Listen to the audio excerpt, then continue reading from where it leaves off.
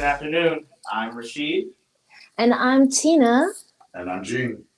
All right, you guys. So the Memorial Day weekend is amongst us. No, I think it's Labor Day. It's Labor Day. You got to get your holidays right. All right. Is anyone wearing white? On the school calendar, kid, All right. or whatever was days off, right?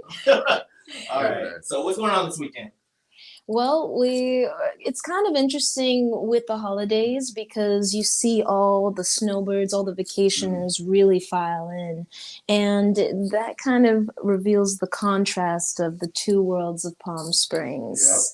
Yep. Now, do you see that duality? Let me tell you, there's two worlds of Palm Springs. One is the local Monday through Wednesday, which is like, we call it tumbleweed because there's like a tumbleweed going down the street. All right.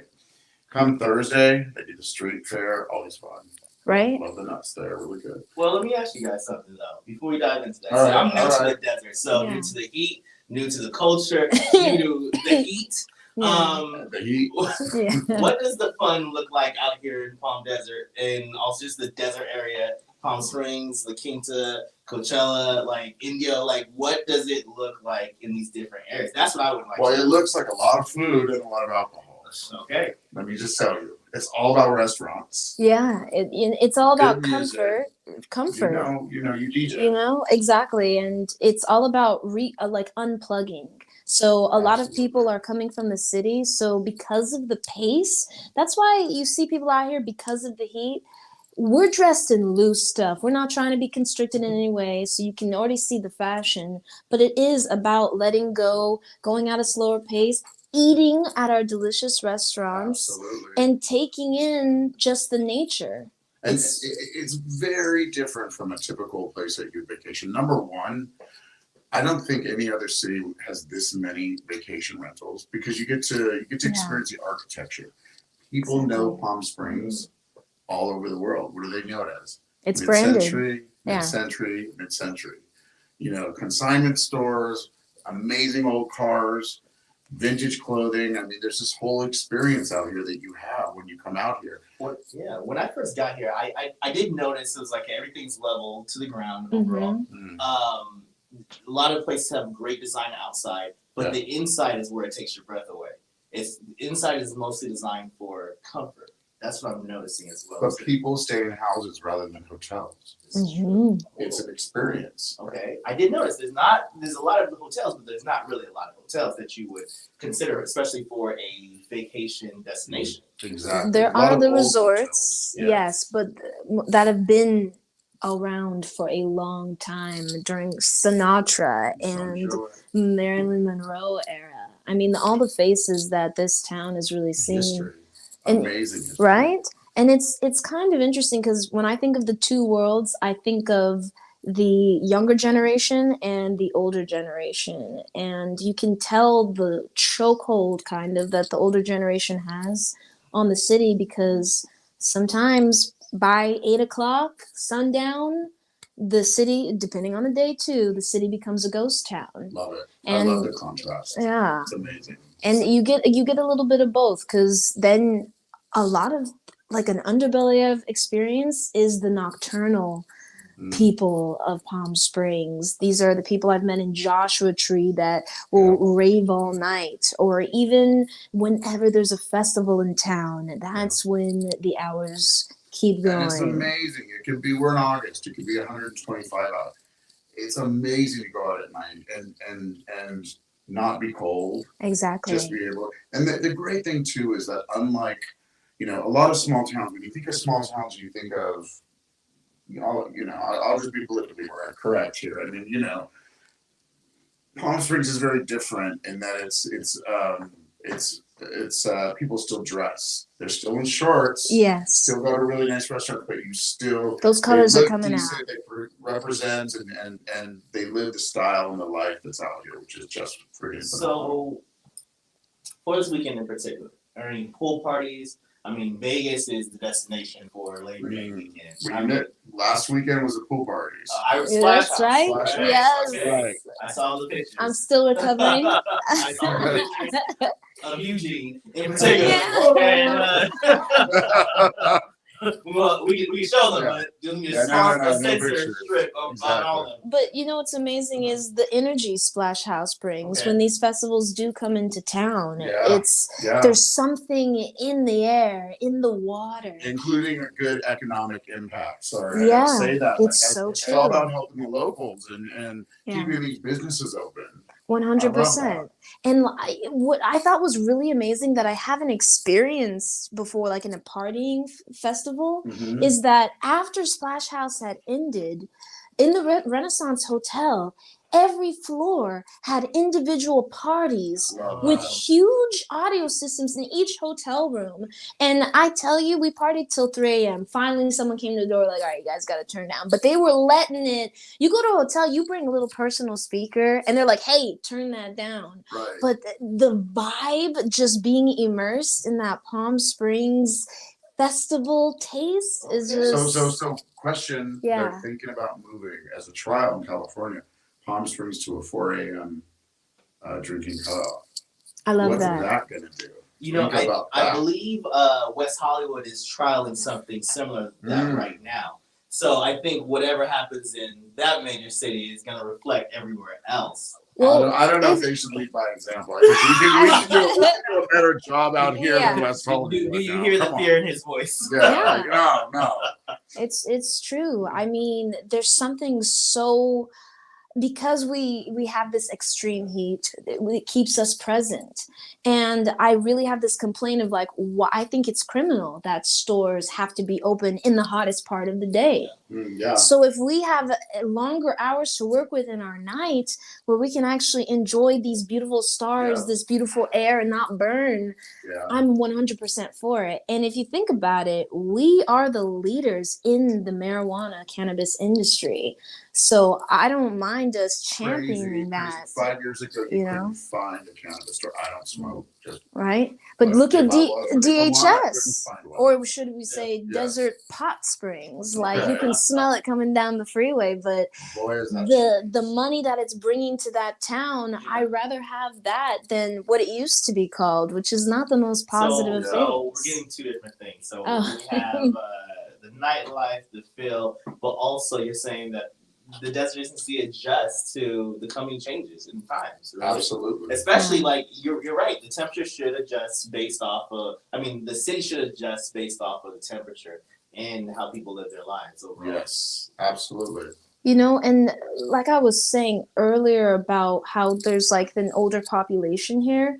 Sometimes I think that grip of the tradition is so clasped that, like, I think of examples like with Indian Wells, when they'll dip their toe in. And remember, Indian Wells had the Clippers here. They had a Clippers game at their stadium. And then I heard that the reason why they didn't continue that is because there was graffiti that happened after the game. They were like, no, end it all. Oh, that's interesting. And so now we have an ice rink. We're gonna have an actual, of all things, by the way. I think they call that a hockey stadium. A hockey stadium, yeah. Right, just to be clear. To be honest, But that shows you the Canadians coming through. Yeah, there you that's go. funny to me. That's funny to me because I'll be honest. Like I've been to, I was in Chicago. Yeah. Years ago. This is when the Blackhawks were playing Anaheim Ducks. It was for the championship or something like that, right? I'll be honest.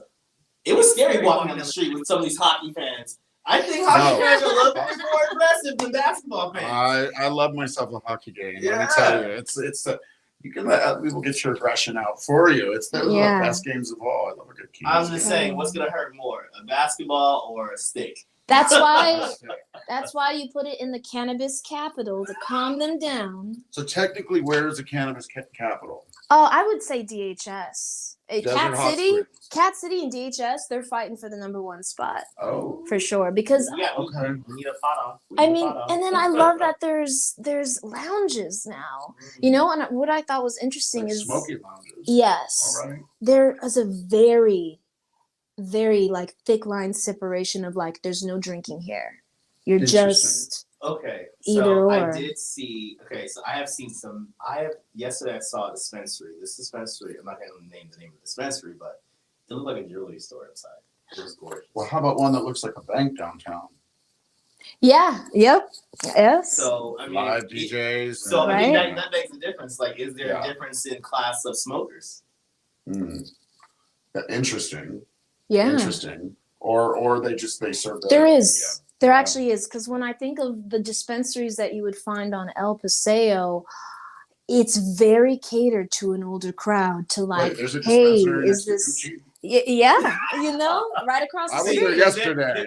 Hold on now. They don't use their fingers to smoke. They use All right. tweezers. All right, Yeah. all right. Diamond-studded tweezers to smoke. They really brand it because they know that these people have seen it criminalized in so many ways. So it's kind of something that's taboo still. So you have to really set them in a place to where, like, yeah, grandma, Imagine if spring break was still happening here with all these dispensaries. Ouch. right? That is some real problems. Yeah.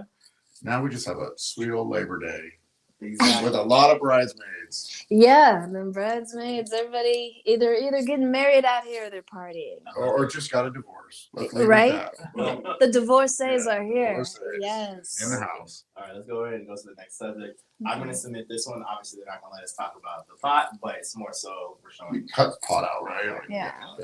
All right, so next topic. Let's go with something that is a little bit more social, a little bit more targeted for what they're looking for. Okay. We're going to go towards, let's see, I have a list here.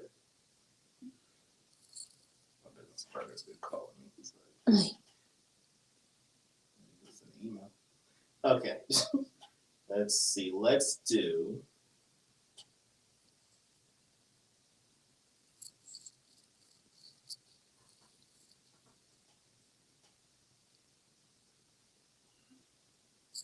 Are you in entertainment at all, or Here's the list. broadcasting? Okay. Just No, you got me guessing. I don't mind I used guessing. to do a little this, little that back Yeah. in the day, but yeah.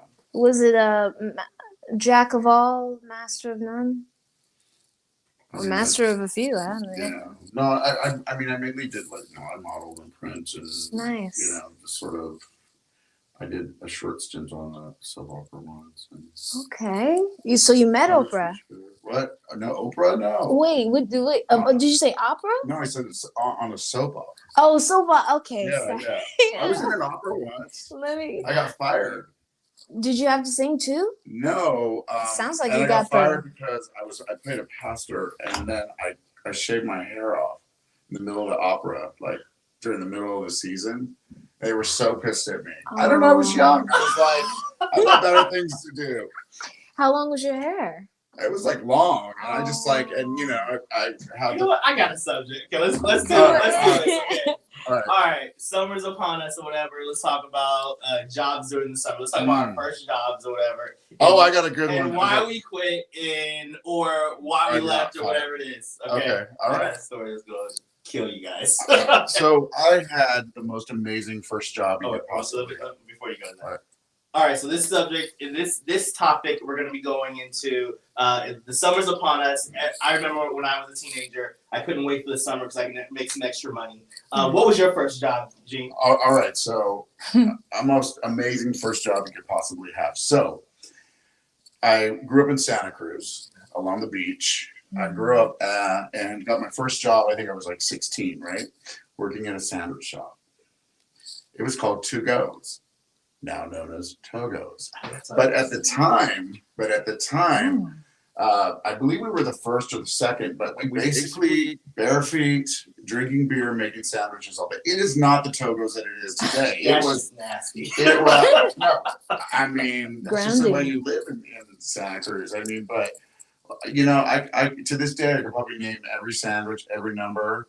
I also knew every beer they served, and it was crazy. We'd close Beer the doors too, at night, wow. and we would drink, and it was just basically a small little store that's grown into this crazy franchise. I walk in there now, and they have shoes on. I used to love Togo's. I don't know about now. Every time I go to Togo's now, I'm thinking of Gene. Right? I'm checking shoes. Humble beginnings. I humble mean, like I had my chanclas on. I had like, you know what I mean? But like, Yeah. we didn't have closed-toe shoes, but we didn't think about it. It was a beach town. I mean, we barely made it to work. What'd you like about the job, though? Well, I love the food, and I love the friends. Yeah. I mean, it was, you know what I mean? If you need a job, you just go to work there, and we all hang out. I feel like new studies are out. Gen Z doesn't want to get a driver's license, and they don't want to get a job. I remember back when I was in high school, I couldn't wait. So I wasn't 16 yet. So they don't want to leave the house. Because what are you gonna do without money in a car? No, they have credit cards now. Oh, okay, all right. They have shared credit cards with their parents, Right. apparently. There's some crypto in this. You're right. There you go. That's true. And so I couldn't wait to get my worker's permit because I wasn't 16 yet, so I didn't get a worker's permit. And I was like, a month before my 16th birthday, but that's when I got my first job. And my first job was at McDonald's. Now, it sounds great. 16-year-old McDonald's, free food, overall, big baggy red T-shirt. Now, some of these McDonald's uniforms are looking pretty good. I'm gonna be honest. I was like, that's a nice polo. I need that. Right? How do you work at McDonald's and not become like a huge teenager? I mean, everything. Let me tell you why. I was a wrestler too. Okay. So it was right. ironic. Okay. All right. So imagine trying to make weight every single week, and then having to stand in front of Big Macs and chicken nuggets. And The smell. It's the smell. Torture. And then Just a sneak of fry. Exactly. Don't get me started. When they first introduced sweet tea, I was there. Oh, So that's great. By the way, it's not necessarily the healthiest thing. That sweet tea, there's something special about that. I was in the drive-thru sipping the whole time. Breaking the mold with that one. Breaking the mold. So I love that job. How long did you work there for? I worked there for a year and a half. A year and a half. A year and a half. Why would you leave a job that you love? Tell us. We all have aspirations in life, and mine was, I didn't know what mine was at the time. Personally, I didn't know. But I knew it was time for me to leave. I was graduating high school, and I remember the night I quit, particularly. Okay. So I walk into work, and all my managers are huddled together, and they point at me. I'm thinking to myself, this is not a good sign. Right.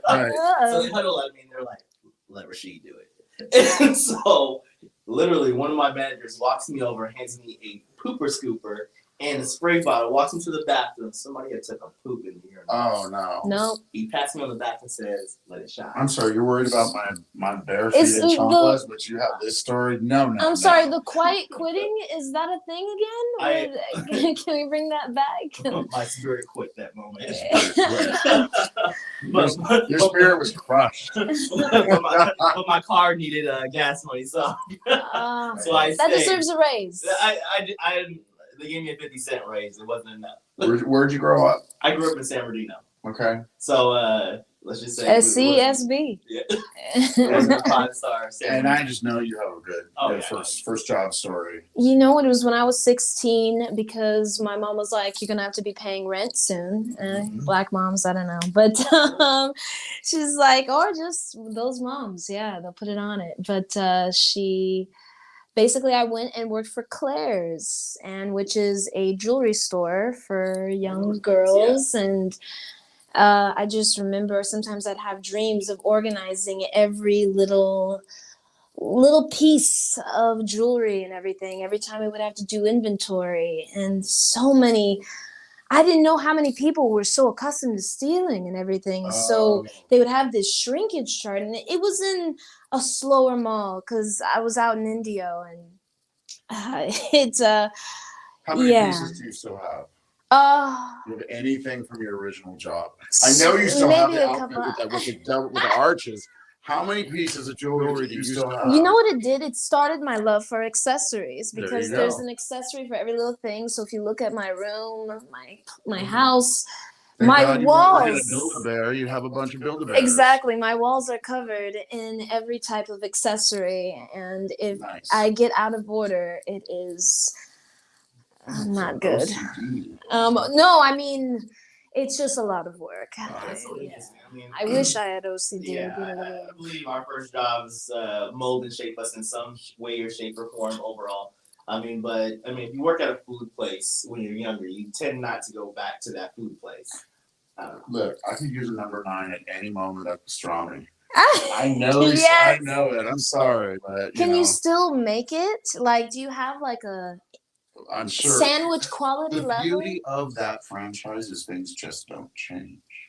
Yeah. Like, 30 years later, it's the same 30. I love it. It's the same sandwich.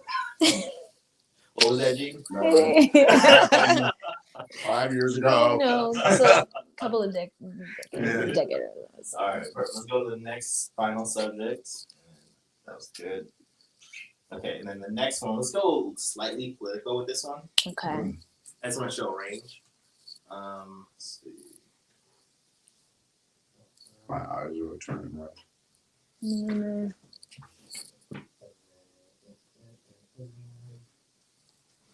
Okay, so this one, I mean, it's Wait, a wrap. Did you make weight though? Oh yeah, I made Okay. it happened one time. Oh, I was so pissed. It was a 2-day tournament. They did not give me. There was no weight. I'm not out to push you over the edge. No, it was Jack in the Box. To this day, so I'm to Good this day, I old blame my Jackie. cousin on that the $2, the $1 taco two for $1. Wow, those are Yeah, dangerous. it put me over 0.5. And the yeah, things we used to eat. I had to drop out of the tournament. I was so pissed because I was running through that tournament. Hey, that was league champ back to back, placing CIF. Oh, Oh yeah, that was no scrub. All right, so let's talk about what's going on in the political spectrum. I mean, the only thing on the news is Mar-a-Lago. There's just nothing else on the news. I feel as if, okay, so by design, or are they trying to distract us? Because everybody's always talking about, when certain news stories hit the airwaves, are they trying to distract us for something? What's being covered up? Should we be paying attention to this story? Absolutely, we should be paying attention to the Okay. story. Absolutely. I think that it's just hard to find news nowadays that's real news and not commentary.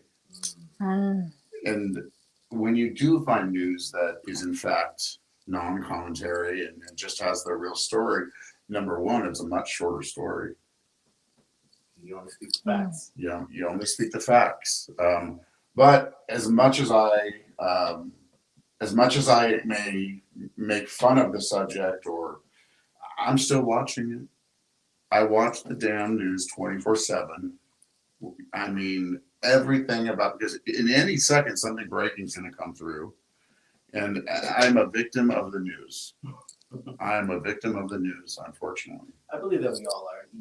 Something that kind of caught my attention about that was some of the information that Trump was trying to have them not reveal overall. And it's something because the whole basis of it, the reason why they even the entrance into Mar-a-Lago to even retrieve some of these files is because you took them from the White House, so you shouldn't have taken those files. He walked right into it though, because the Justice Department would not be allowed or could not make the commentary they have. For example, yesterday, giving the photos that show the top secret documents.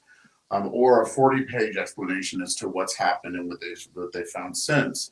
He's walked right into that. It's sort of, in court, you can't present unless somebody gives you evidence, or somebody gives you evidence. So I think either he has a plan that wasn't very well thought out, needs to find some new attorneys, or should just smile and give everything back, fool. Like, what's going on over there? And I think the question becomes this: were they copies, or was those original? They're originals. Now the problem is that regardless of how he had them or if he had them, they just don't belong to him.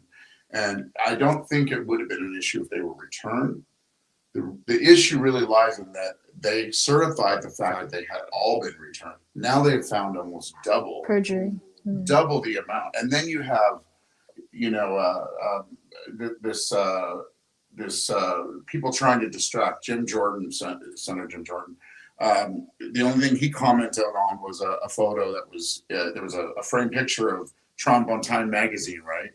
Oh, well, that's really top secret, completely ignoring the fact that, there are a dozen documents on the floor marked with the highest security, top secret, that really could put lives at risk, our defense program. I mean, you name it. I think, do you believe, for me, from my own perspective, when I'm reading all this stuff, I want to take it from different perspectives overall. But the basis is this: that it is a matter of national security. Let's just get clear to the facts of it is a matter of national security. But also, does Trump get a pass because of who he is? It's in the eyes of his followers. it isn't the eye of his. Let me ask this simple question. No one's talked about this. Is an older man. What if he would have died, or what he's going to sooner or later?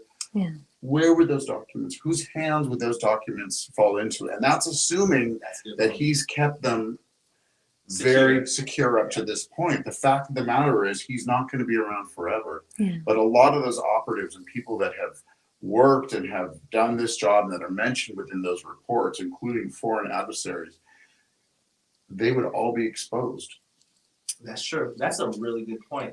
And I think at that point, is it the fact of power overall was the determining factor and motivator of him actually taking the documents, or was he trying to leverage? Because whether he passes away when still in possession of those documents, or what was the motivation of him actually taking? Because either which way, now we got a situation. When we actually find out what were in those top secret documents, you'll know. Because they did reveal that one set was about the president of France. Yep, I remember that. Okay, not one of his best relationships.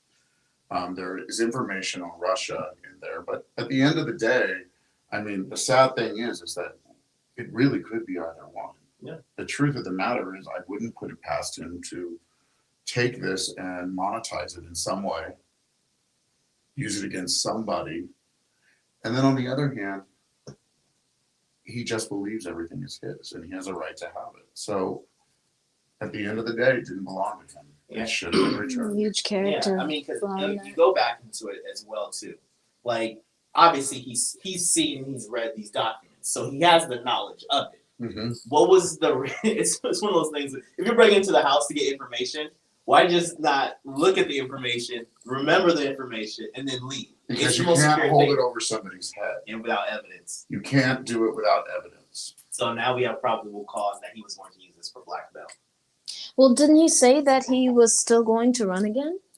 Look, now we get into the bear. Well, I would think that would be something I just don't believe attaining. that he is. It's part of the. I believe he is. You believe he is? I believe Okay. he is. Let me tell you why I don't believe that he is. Could be the motivation on why he has those documents still. The reason why I think secure. he has more leeway and power now than if he is president. Well, he certainly has a money machine, because the 100%. moment that he states his claim or that he's going to run for president, all this fundraising ends and it becomes part of the presidential campaign, part of the Republican national Caucus. yeah, exactly. So it's going to be a different world, and off this alone, he's collected millions and millions of dollars. Yes. It's the big grift. That's what we should call it, the big lie and the big grift. So I think that in this position that he's in right now, he can play in the gray and still come out ahead. Yeah. Now, where the added value comes into play is who's going to be the one that he pushes to the forefront of it. Because I don't believe that the Republican Party is going to use him as the front runner. They just can't. Yeah. Too much stuff has already gone I don't by. think they have a choice. You think he has that Right. much on them? I don't think they have a choice, because he's positioned himself as well, he is the party leader, number one, but he's also positioned himself and shown that anyone who crosses him, good people, good constitutional, Liz Cheney, for example, who just wants to do the right thing, whether we agree with her or not. Yeah. But she's pushed out because she's gone up against him. And very unfortunate that this is a third party system now. This is a MAGA Republicans. This is Republicans, and this is Democrats. I just feel as if so much time has already gone by, so much things have come out that I feel like the world is kind of in a way has moved away from him in that position overall. And my thing with this is, at the end of the day, we all know what's going to happen come election time. There's going to be a Republican president. That's not even that. I don't think that's really up for debate. I truly believe so much things has already gone past. I think the issue, the reason why I say that Democrats have almost just handed over the House. Yeah. I To would the disagree with all. I would disagree with all of it. Okay. I think there's been a huge turn of events when Roe versus Wade was reversed, and we don't need to get into that. Our positions, it wouldn't be the right spot for that. But what it did is it motivated people either way. Mhm. I believe it was Kansas, where 60% of there was a 60% increase in turnout. They're saying now at this point that the Democrats will pick up seats in the Senate, perhaps even keep the House.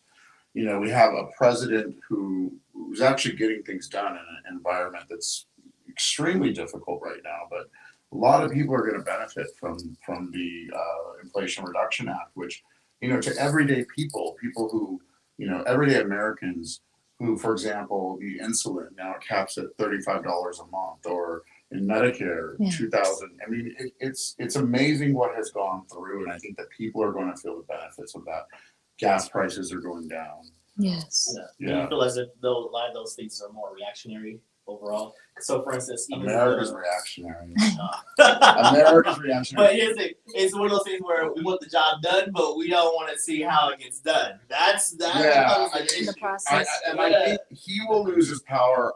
Some of it, I think, after the midterm elections, because those that he's pushed and put up as the runners up against the Democratic candidates will not make it through. They made it through the primaries. They're not going to make it through the main the elections in November, and so we may see the tide change. I hope. Let's just get back to good old fashioned.